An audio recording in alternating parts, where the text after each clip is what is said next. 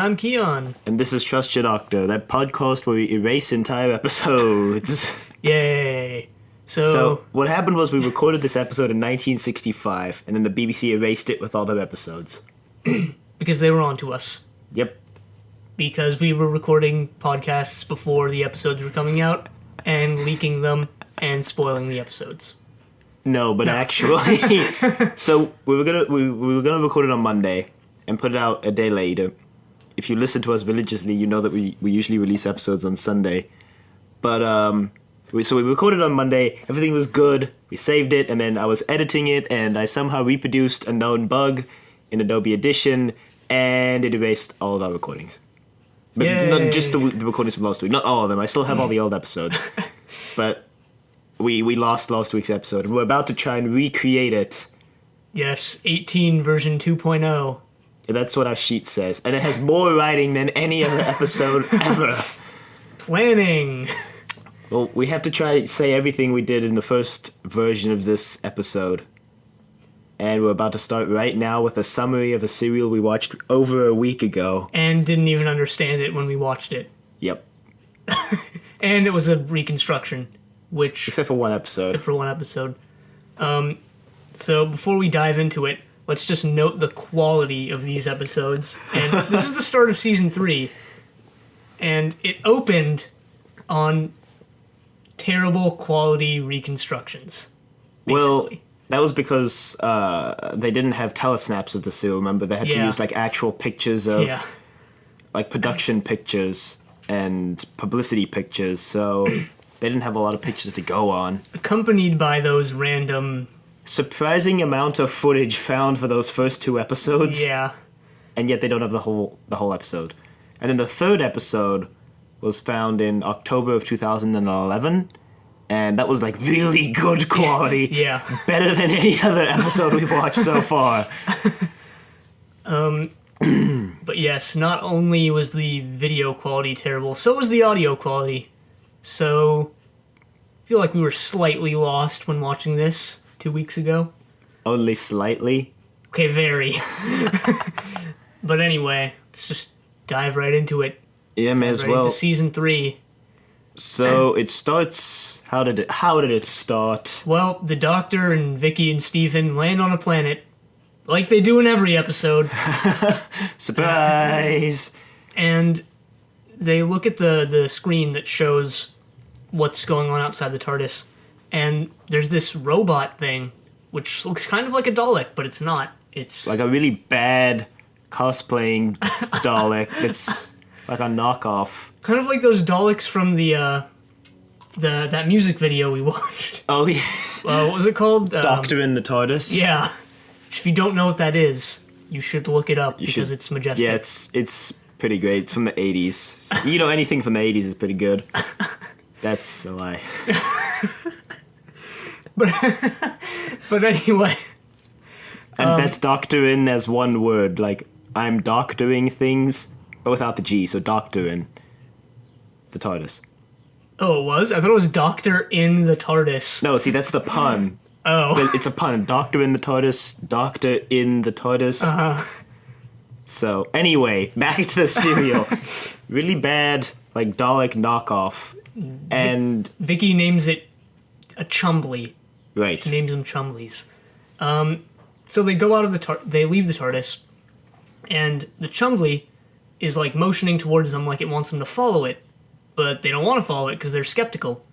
So then, in one of the recovered scenes, the Chumbly just rolls over to some bushes and lights them on fire with its giant flamethrower.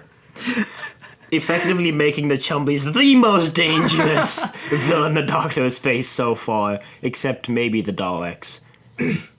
But the intelligence of the Daleks combined with the flamethrowers of the Chumblies would make a deadly combination. Well, the rules were pretty intelligent. I'm jumping ahead a bit, but... Yeah. But now that I think about it, they don't ever use the flamethrower again. Yeah, they didn't. It was just that one scene to burn that bush, and then... So then the Doctor and everyone's like, oh god, I guess we should follow them. But then These 3 women show up. Yeah, these humanoid. They're not humans, but they're humanoids. And they throw this wire mesh over the Chumbly, which immobilizes it.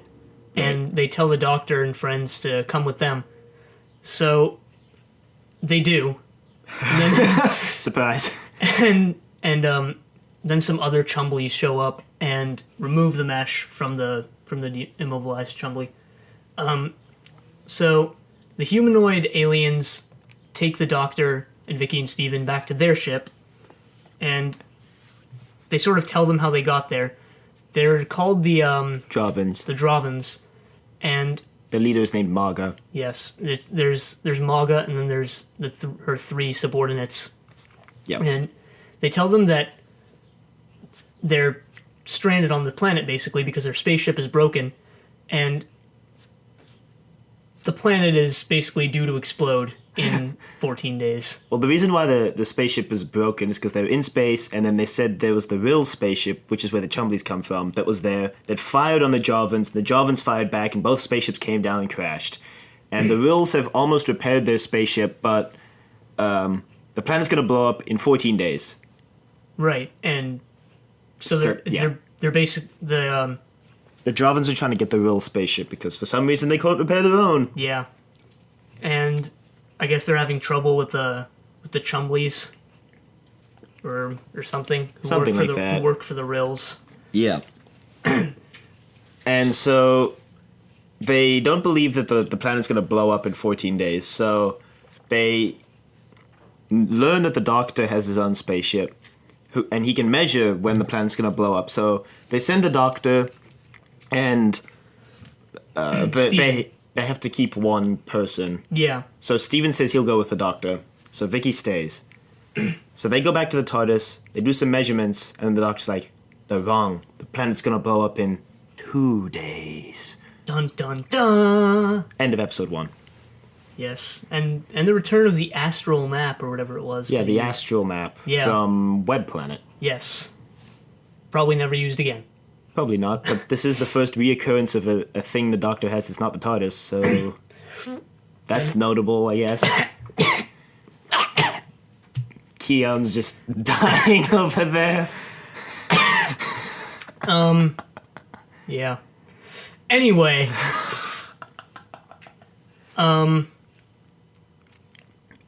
So yeah. So episode 2, the Doctor and Steven go back to the Jarvan spaceship and they're like, yep, the planet's gonna blow up in 14 days. Yep, Because the Doctor's a little suspicious of the Jarvan story. He doesn't really believe them. Right, and they're pretty curt with the Doctor and everyone else too. They're not all that friendly, and yeah. Right. But eventually the Doctor does reveal that the planet is due to explode in 2 days. Not to the Jarvans yet, though. No, doesn't he do it, like, immediately? No, he tells them 14 days, and then he goes off with Vicky. And then later on, Steven lets out that it was 2 days and not 14. Oh, okay. I think that's what happened. It's been a while. It's been a while. But anyway, they realize they need to get the real spaceship, and they can just use these newcomers as bait. So they're like, yep, we're going to keep one of you, and the other 2 of you go capture the real spaceship. So they decide to send the old man, and Vicky wants to go this time, so they send the old man and the young woman. Honestly, the most able person there was Steven. But he stayed behind and got himself into a bit of trouble. Which we'll get to in a second. But so the Doctor and Vicky. They go off in search of the Rills spaceship. And on the way there, they have this sort of discussion. I guess that was supposed to be sort of a character development scene, but I just didn't know what was going on. But Vicky ends up throwing a rock at a nearby Chumbly, and like, I guess it just doesn't notice them, and they're able to follow it back to the Rills spaceship. And when they get there, they realize that the Rills are converting the atmosphere into ammonia gas. Yes. So the Doctor surmises that they need ammonia to breathe. Right. So they sort of break into their Spaceship spaceship thing. and they tactfully avoid some chumblies basically hiding in plain sight. Like the Dalek invasion of Yeah. Earth, where the Doctor was on one side of the doorway and that one Dalek came out with his eye facing straight at the Doctor. He just failed to see him. But eventually they get caught. Yep. Well, sort of. They get cornered. Yeah. And they run away. And this is into episode 3 now. But Yeah. the Doctor, there's the door, and the Doctor gets through the door, and then the door closes, so Vicky's trapped inside the spaceship, but the Doctor's outside of it. So the Doctor's like, better sabotage the ammonia machine, that way they'll let Vicky out. So Vicky gets taken to one of the rills. And I guess you're not really supposed to see what the rills look like at this point, because it becomes Yep. a plot point later, but you kind of do. Sort of. And Kinda. the rill explains to Vicky their side of the story, which is that the rills and the Dravins came to a sort of standstill in space above the planet, and they The Wills turn to leave. right after 4 days of not doing anything, which seems a little extreme. The rills just turned to leave, and the Dravins shot them down, So they shot back. Makes And- sense, right? and they both crashed on the planet. So then the Rills offered to help the Dravins because the planet was about to explode, but the Dravins didn't believe that they were actually trying to help and decided instead to just steal their spaceship. Yeah, because there was an injured Dravin, and the Chumbly went over to try help it, but then another Dravin showed up and thought the Chumbly shot that Dravin, and then they're kind of not trustworthy of the Chumblies or the Wills anymore. There was that flashback. You remember that? Oh right, the first flashback of the entire Yeah. series. We didn't mention that the first time Well, we recorded this. Actually, podcast. no. Was it not the first? What was the first flashback? In the then? first episode, when Susan was doing all that weird stuff. Remember? What did she flash back to? Remember, it started with Ian and Barbara talking about Susan, and then it flashed back to Susan doing weird stuff in their classes. The first flashback of season 3. And the first flashback since that episode. Since I don't. Since the first episode. Yeah, I don't think there's been any other flashbacks. No, there really hasn't. So, And then Vicky's like, "Oh no, better stop the Doctor!" yeah, And she runs over like, "Doctor, stop!" and she stops him in time, so he Yeah. doesn't end up committing genocide again. Well, not quite genocide. It's not all the Wills on that spaceship. Spaceship side. Meanwhile, Back Stephen on the Taylor. Dravin ship, Steven is pretending to be asleep. Well, there was But- the scene where he tried to convince the Jarvan just to shoot Marga. Oh, yeah. He's like, "Why do you take orders from her? You know, you have a gun, you know." And she's like, "Yeah, yeah." And then Marga's like, "No, I do all the thinking here. You just follow my orders." And the Jarvan's like, "Okay." And Steven, not even, well, still not trusting of the Dravins, but not even sure of how evil they actually are, just trying to sabotage their entire plan. But then he goes to the thing they provide him. I guess it was a bed or like a couch or something. And he pretends Slab to of concrete. be, yeah. He pretends to be asleep, and he overhears the Dravins. Well, he overhears Maga talking about how they're going to kill the Doctor and his friends and the Rills once they get the spaceship and just leave on their own. So he's like, "Nope, not gonna let that happen." So, due to some completely incompetent guards, The guard falls asleep. he manages to almost make it out of the spaceship. But then Maga and the other Dravins show up with guns. And then he gets out. He does get out. The door locks behind him, and then he sees a Chumbly outside because Vicky and the Doctor have told the Wills that one of their friends is on the Jarvan spaceship, so they're like, "We'll send a Chumbly to rescue him." And Steven doesn't know that Chumblies aren't evil, so he's like, "Oh shoot, better go back inside." And then he gets trapped in the airlock. Right. And Maga and the other Dravins are on the other side of the door, and they're like come back peaceably, or surrender, or we'll drain the air from the airlock. Or you can take your chances with the Chumbly outside. Nope, not doing anything. So like, okay, we'll just drain the air then.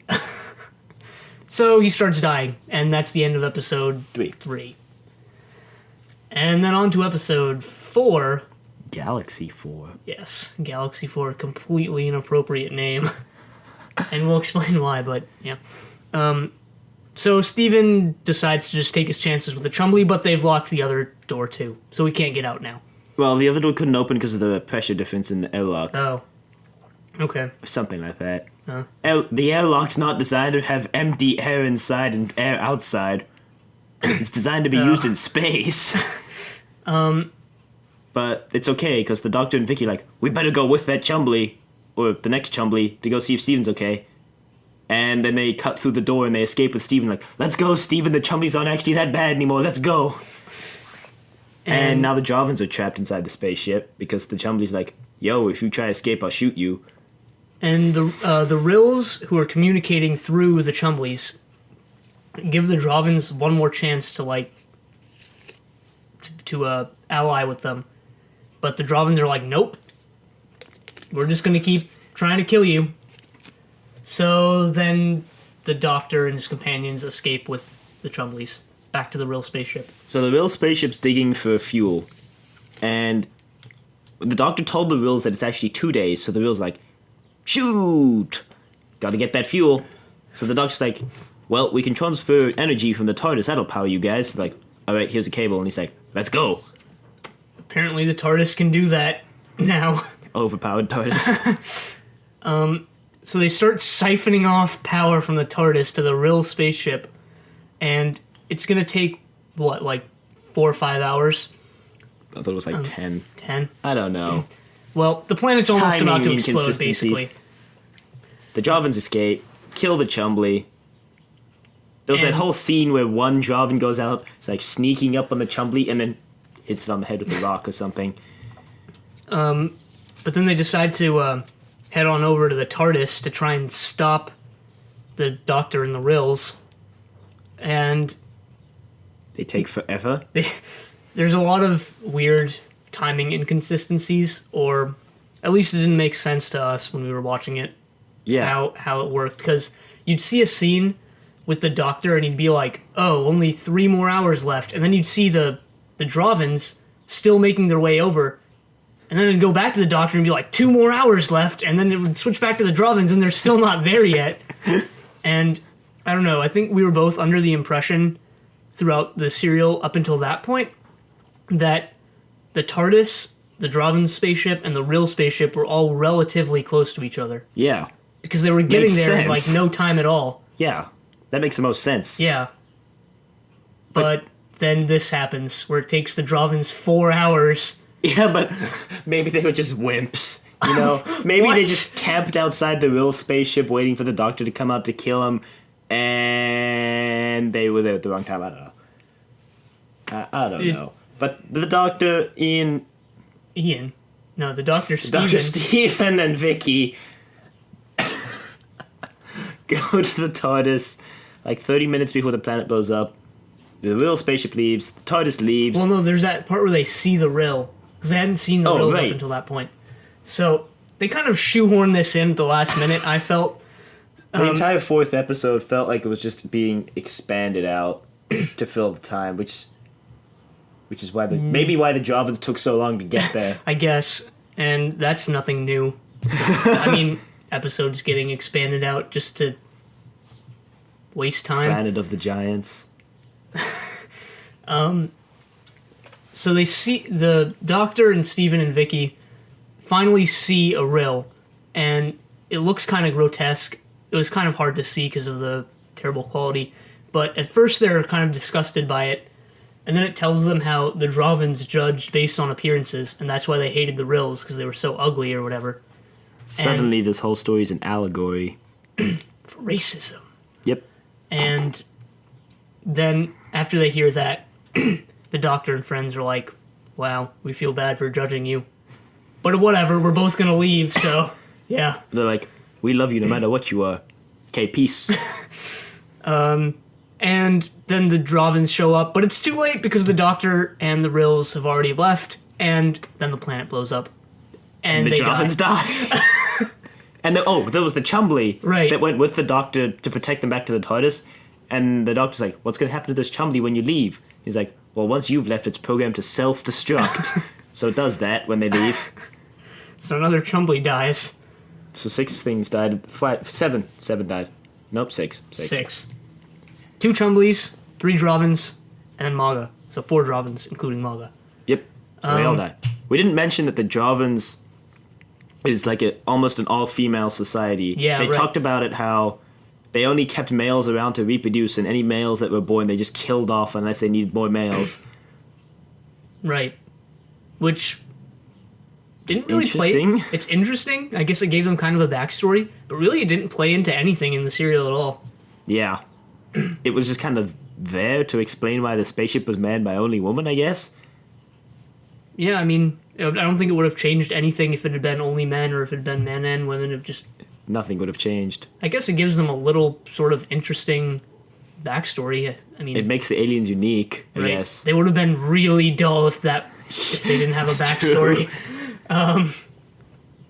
But yeah, that was... So, it ends with the TARDIS in space, and Vicky looks out and sees a planet, and she's like, I wonder what's happening on that planet. And then it zooms in, and you see this guy in a jungle, and he's like, must kill. And then it ends. Wee-oo. Wee-oo. Yeah, that was the first serial of season 3. First serial of episode 3. Right. As a start to season 3, a little bit disappointing. Yep, pretty weak serial. In fact, my least favorite serial. I liked this less than Edge of Destruction. I still think Edge of Destruction was worse. Edge of Destruction had no enemy. It was just them fighting. And then random science fiction mumbo jumbo. Yeah. But, I don't know. I felt this was worse. I was less entertained by it, and I think that's partly due to the fact that it was such terrible audio and video quality that I was just like, what's going on? What's going on? It was hard to pay attention. Right. Especially when we're watching it outside and a bunch of weird stuff is happening. Yeah, a bunch of weird stuff happened while we were watching this serial. We won't get into that, though. It was mainly just people coming up to us and being like, what are you watching? Nice job, man. And then walking away. And it's like, yeah, okay. But I wanted to talk about how this serial did something that I've been wanting to happen for a long time, which was that the Doctor and his companions usually get mixed up in some sort of conflict with 2 different alien species. And usually the species they meet first, they end up helping for the entire time. Right. And they're usually like in the right, or Yep. at least more in the right than the other side. So what I've kind of been hoping would happen for some time is that the species that they first team up with would end up sort of being the wrong one. Yeah, being in the wrong, and that they would end up switching sides and have like a big reveal scene or whatever, which is kind of what happened in this serial. But to be honest, when it was finally implemented, I didn't like it that much. Yeah, and we were talking about this last time we did this episode. Right, we're That trying to talk about the same things. Yeah. Well, because we talked about a lot of good things actually. Yeah, we did. That it was probably based on the way they implemented it in this serial. Like, I know we talked about the space museum would have been completely different and probably really cool if the group that captured the Doctor first was in the wrong. Right, the Morlocks. Yeah, if the Morlocks were Yes. right. Yeah. And the other guys. The other guys were wrong. Like, a lot of the serials we've watched would be, if they had done that, they could have executed it really well and it would have been a good serial. But specifically this serial, both groups, this serial, it wasn't as black and white as the other serials Right. we've watched, because both groups in this serial had something to lose. They were going to die if they didn't get the Doctor's help. Right. It was just who was telling the truth. Yeah. And that brings up another point that I wanted to mention, which is that I know it would be hard to do this just because of the way the show is set up with new alien species every serial, pretty much. But usually, when there's two different opposing alien species, there's just one. There's one that's like completely good and completely in the right, Right. and then one that's just overall wrong. Like for example, in this serial, the Dravins are like the quote unquote evil aliens, and then the Rills are sort of the good aliens. And well, this serial, I guess its only redeeming feature really is that the Super HD episode 3. yeah, that's 720p episode. No, is how similar the two groups were. If the Doctor had met either of these groups in a different situation, they could have been either one. What drove the Dravins to be evil was obviously a combination of them lying, but also the fact that they were trapped on the planet. And the same with the Rills, but the Rills are just more predetermined not to lie and to be more willing to help. But in a different situation, the Rills could have been the bad guys and the Dravins the good guys.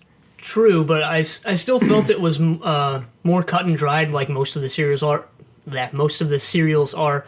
Because the Rills are like, we never kill, and the Dravins are like, let's lie and kill. Yeah, I mean, well, they're obviously trying to move towards it being less black and white. I mean, they're not at the point where it's just all gray to continue the metaphor, but they were trying at least. That's true, and I guess that's kind of a step in the right direction of what I wanted to see. But yeah. The show's probably still trying to find its footing on what they want the Doctor to do. Right. I mean, in Adventure in Space and Time, they wanted to be like an educational show, but we know that didn't really pan out, so... But yeah, another interesting thing to bring up is that this serial was originally written for Barbara, Ian, and Vicky, and not Steven. So... And, I guess Peter Purves, the actor, doesn't really like this serial much because he felt that because a lot of Barbara's lines were transferred to Steven, he felt it kind of feminized his character, I guess. Is what it says. I guess. I mean, I could see that, but I didn't notice it when watching the episode. I feel like only Purves realized it because he was the one doing it. I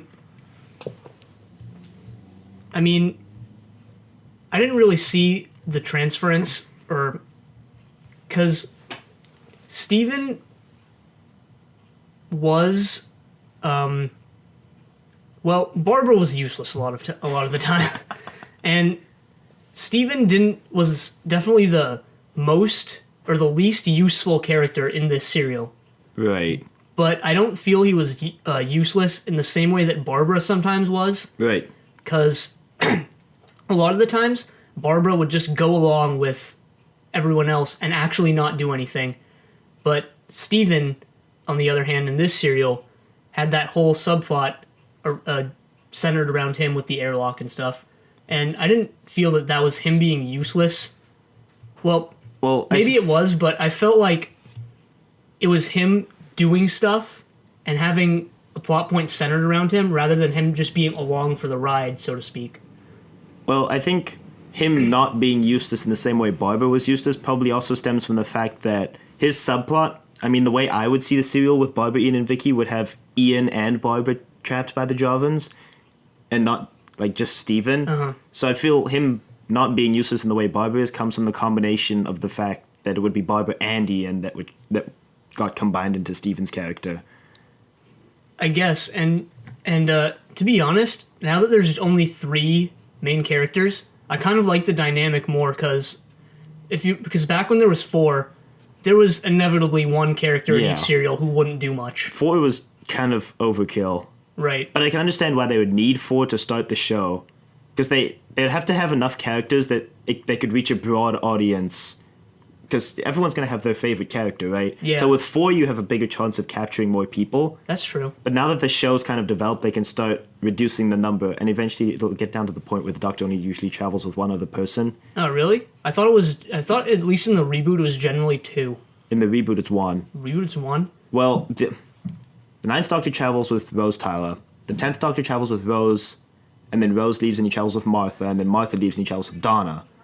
And then the 10th Doctor goes. And then the 11th Doctor travels with 2. He travels with Amy and her husband Rory. But when Amy's introduced, he travels with just Amy. And then Rory joins when Amy kind of starts falling in love with the Doctor while Rory's still Amy's fiance. So the Doctor's like, no, we're bringing Rory with, you know. And then after that, the 11th Doctor only travels with Clara. Mm-hmm. So the general trend, at least in the reboot, is just one. Well, yes. And I have a feeling in the classic series it boils down to one as well. Yeah, I'm pretty sure it does. Like with maybe a couple exceptions. After the third Doctor. Like, it depends if you count K9, the robotic dog, then he travels with 2. But yeah, pretty sure it boils down to one.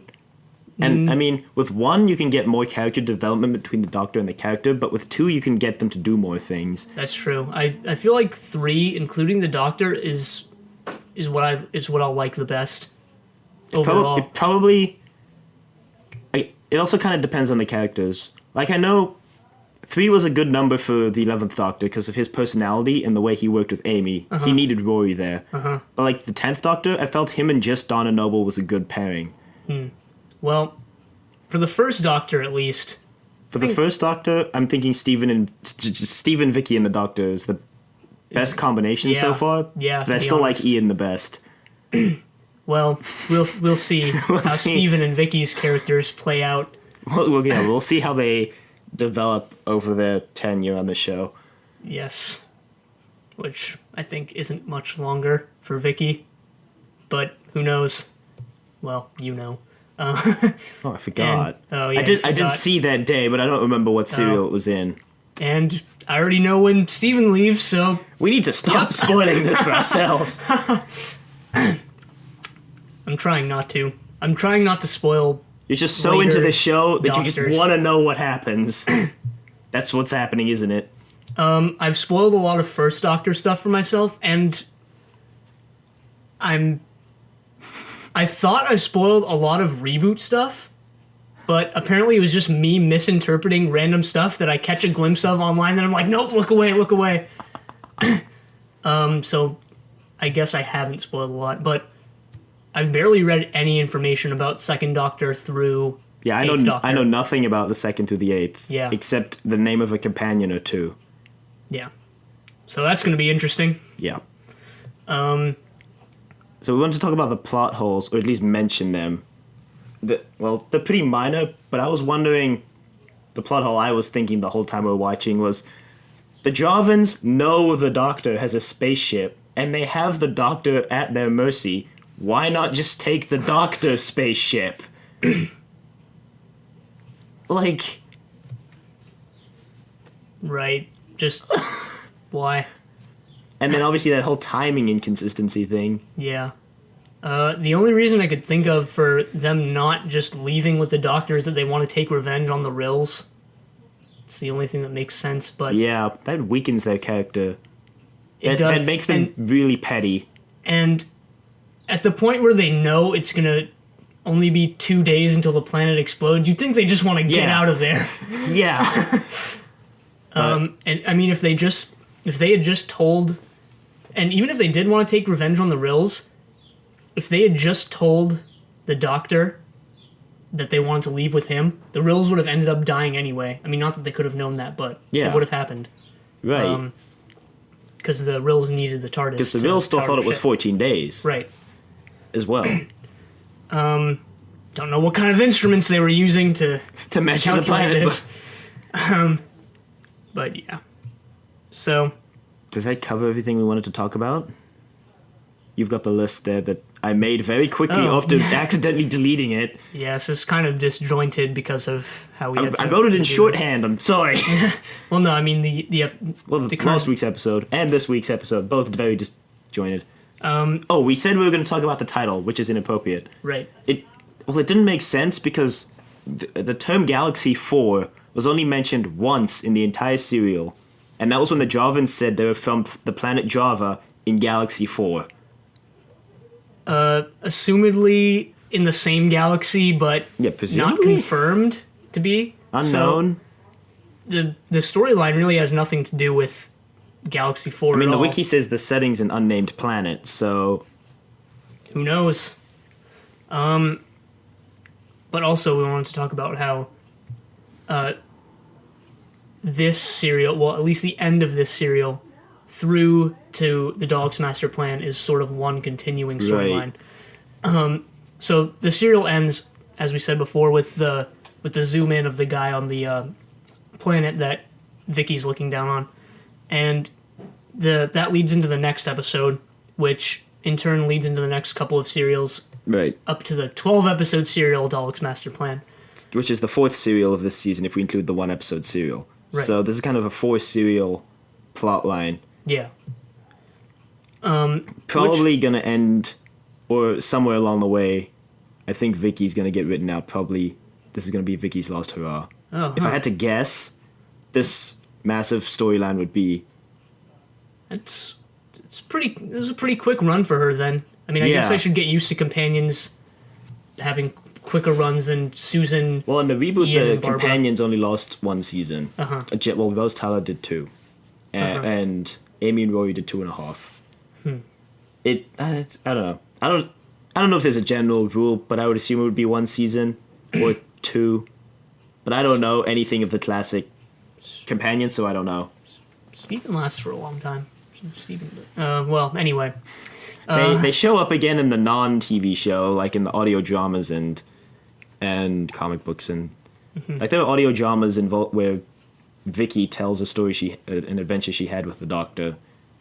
Right. So they've obviously had more adventures than they're shown on TV. Yeah. But yeah, it's going to be interesting. The first sort of overarching storyline, Right. basically. TV shows do that a lot nowadays. To have the whole season have like some big bad villain who's working in the background. Yeah, definitely makes it more They interesting. do it in the reboot a lot. Yeah, in the reboot, it basically just is one overarching storyline.